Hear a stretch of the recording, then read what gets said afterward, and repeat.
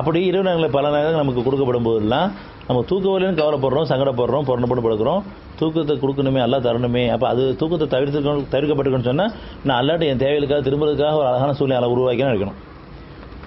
அப்படி இல்லைன்னு சொன்னால் அத்தாட்சிகள் நமக்கு நிறைய அத்தாட்சி கொடுக்கப்பட்டிருக்கு. எல்லாரும் சொல்கிறோம் நான் கிடைச்சதில்லை, நேச்சர் நடந்துருச்சு, கேட்டெல்லாம் கிடைச்சின்னு சொல்கிறோமா இல்லையா? அந்த அத்தாட்சி நினைவு கூறுறதுக்காக இதுக்கு முன்னாடி நம்ம எப்படி வாழ்ந்துட்டு இருந்தோம், இப்படி வாழ்விக்கப்பட்டுக்கிறோம், இதெல்லாம் அத்தாட்சி அமைஞ்சிருக்குது. 3:113 அவர்கள் சமம் அல்லர். வேதத்துடையவர்கள் ஒரு சாரார் நிலைத்து நிற்கிறார்கள்.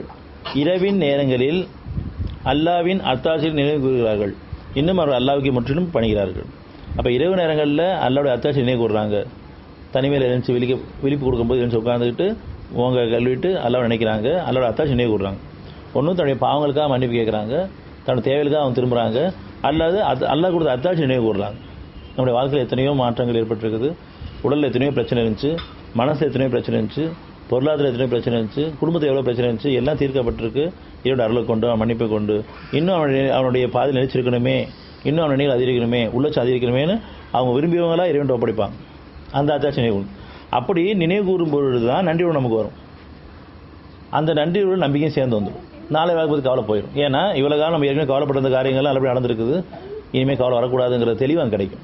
ஏன்னா அல்லாவோட அத்தாட்சி நினைவு கூறும்பொழுது ஒவ்வொருத்தருக்கும் தனித்தனியாக அவங்க அத்தாட்சிகளை அவங்க நினைவு கூறும்பொழுது அவங்க நம்பிக்கையும் பலமாகும், நன்றியுடன் அதிகரிக்கும். அத்தாட்சி நினைவு கூறுறது நன்றி செலுத்துறது தான். அல்லாவோட அத்தாட்சி நினைச்சு பாருங்க, நல்லா சொல்கிறான். அது கீழே 114 அவர்கள் அல்லாவின் மீதும் எதினாவின் மீது நம்பிக்கை கொள்கிறார்கள். நம்பிக்கை வந்துருச்சு அவங்களுக்கு. அல்லாஹ் நமக்கு எந்த அநியாயம் பண்ண மாட்டான், நிறைய நம்ம அத்தாட்சி வாழ வச்சுட்டு இருக்கான், நாளைக்கு நம்ம வாழ்க்கை நல்லபடியாக இருக்கும், அந்த நம்பிக்கை அதிகரிக்கும். அவர்கள் அல்லாஹ் மீது நாம் நம்பிக்கை கொள்கிறார்கள், நன்மையை செய்கிறார்கள். இனி வாழக்கூடிய நன்மை செய்யணும், தீமையை விளக்குகிறார்கள், இன்னும் நன்மை செய்வதற்கு விரைகின்றனர். இவர்களே நம்பிக்கையாளர்கள் உள்ளவர்கள். இவர்கள் செய்யும் எந்த நன்மையும் புறக்கணிக்க மாட்டாது. அன்றையும் அல்லாஹ் பயபக்தர்களை நன்கு அறிகிறான். இப்போ நன்மைகளுக்கான வழியில் அல்லாஹ் அமைச்சுவான். கொஞ்சம் அல்லாவுடைய அத்தாட்சி நினைச்சு பார்க்க நம்பிக்கையும் உறுதியாகுது, நன்றியுடன் வருது, நன்மையுடைய பாதையில் நம்ம அமைக்கப்பட்டோம், அடுத்த நிலைக்கு உயர்த்தப்படுறோம்.